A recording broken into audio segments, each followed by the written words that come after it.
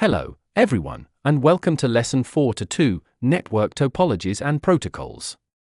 In our last lesson, we talked about how the Internet works, how data travels, what IP addresses and DNS do, and why understanding the Internet matters for everyone, not just tech experts.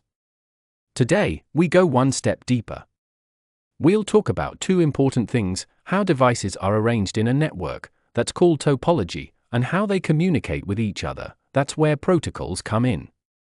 Whether you're using Wi-Fi at home or managing a smart city project, these concepts affect you more than you might think. Let's begin with a simple question. What is a computer network? A computer network is a group of devices, like computers, smartphones, printers, or sensors, that are connected to share information. This could be a small network in your house with just a few devices, or a massive global network like the Internet.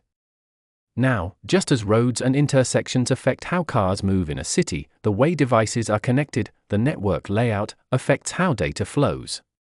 This layout is called the network topology. So let's dive into the first part of today's lesson, topologies. There are several types of network topologies. Each has its strengths and weaknesses. We'll focus on the most common ones, using simple analogies to help you visualize how they work. First, the bus topology. Imagine a straight road with bus stops along it. Each stop represents a device, like a computer or printer. There's one main line, or cable, and all devices are connected to it. If one device wants to send a message, it broadcasts it along the cable. The other devices listen and respond if the message is for them. The bus topology is simple and cheap. But there's a problem: if the main cable is damaged, the whole network can go down. It's like if your road is blocked, no traffic gets through. Also, since all devices share the same communication line, too many messages can cause congestion. Next is the star topology.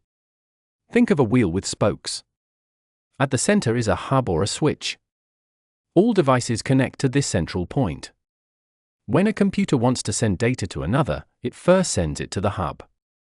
The hub then sends it to the correct destination. This is the most common layout for homes and offices today. It's reliable, because if one cable fails, the rest of the network still works.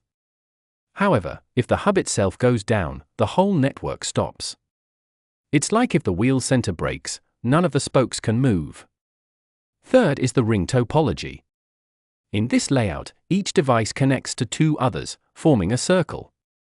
Data travels in one direction, moving from one device to the next until it reaches its destination. It's like a relay race, where each runner passes the baton to the next. The ring topology can be efficient for small networks, but if one device fails, it can disrupt the whole circle unless there's a backup path. Modern versions may include two rings for redundancy. Then we have the mesh topology. This is more complex. Every device connects directly to multiple other devices. It's like a spider web or a dense street grid. The main benefit is redundancy. If one path fails, data can take another. This makes mesh networks very reliable and robust, ideal for military or emergency systems.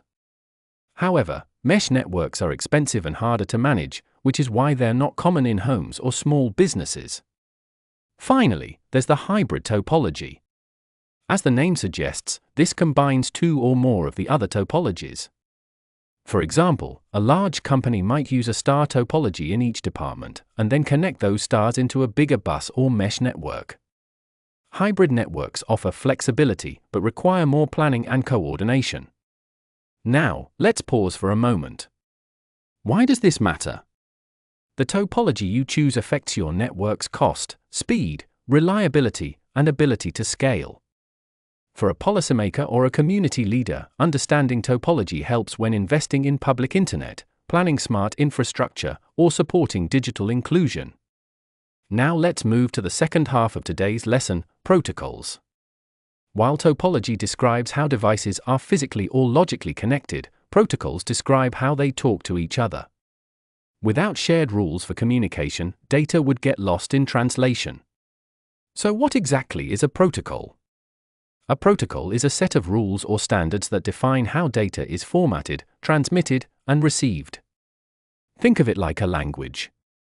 If two people speak different languages, they need a translator to understand each other. Protocols ensure that devices, no matter where they are or who made them, can speak the same digital language. Let's begin with the most important one, TCP/IP. This stands for Transmission Control Protocol and Internet Protocol. These two work together to move data across the Internet.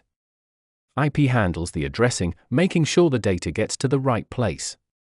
TCP makes sure the data is complete and arrives in the right order. It's like sending a package with tracking and confirmation. Next is HTTP, which stands for Hypertext Transfer Protocol. Whenever you open a website, your browser uses HTTP to request information from a web server. If the website uses HTTPS, with an S for secure, it means the data is encrypted, providing protection from hackers or eavesdropping. Another important protocol is DNS, which we learned about in Lesson 4-1.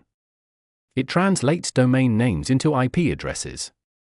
Without DNS, you'd have to memorize long numerical strings to access websites. There's also FTP, or File Transfer Protocol. It's used to move files between devices over the Internet. For example, web developers use FTP to upload code to their websites. And for email, there are several protocols, SMTP for sending emails, and POP or IMAP for receiving them. These ensure that messages are delivered correctly, even across different devices and email providers. So far, we've covered what protocols are and looked at a few key examples. But let's go one level deeper and talk about the concept of protocol layers. Modern communication systems often use a layered architecture. Each layer handles one part of the process, and together they work like an assembly line. One of the best-known models is the OSI model, which stands for Open Systems Interconnection. It has 7 layers, but for beginners, we'll focus on just a few. At the bottom is the physical layer, which deals with hardware, things like cables, switches, and signals. Above that is the network layer, where IP lives. This is where routing and addressing happen. Then comes the transport layer, which includes TCP. It ensures reliable transmission and manages the flow of data. At the top is the application layer, which interacts with software like web browsers or email apps. This is where protocols like HTTP and SMTP operate. Why use layers? Because it allows different technologies to work together. You can upgrade one part without changing the others. It also helps identify where problems occur when something goes wrong. Let's now connect these concepts to real-world issues and policymaking. First, standardization. Protocols like TCP/IP are global standards. This means that devices made in Japan can talk to servers in Germany or phones in Brazil. Without shared protocols, the Internet wouldn't be universal.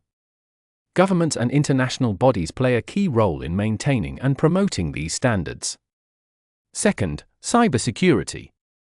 Some protocols, like HTTP, are not secure by default. That's why HTTPS was developed. Understanding which protocols are secure helps policymakers create laws that protect citizens' data. It also helps guide public investments towards safer systems.